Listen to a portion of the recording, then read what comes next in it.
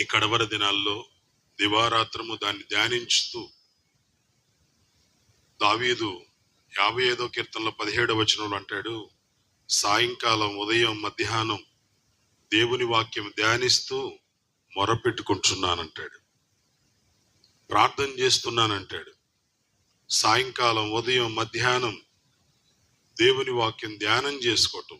నీ చదువు రాకపోయినా పర్లేదు, దేవుని కోసం దేవుని మాటలు వినండి, దేవునితో నడవండి, దేవుని కోసం ఉండండి. ఈ ప్రాంతంలో మీలాంటి వాళ్ళు దేవుని కోసం నిలబడటం చాలా సంతోషం. ఈ ప్రాంతం అంతా కదిలించబడింది మీరు నిజంగా దేవునిలో ఉంటే. Praise the Lord. ప్రాంతం అంతా కదిలించబడింది.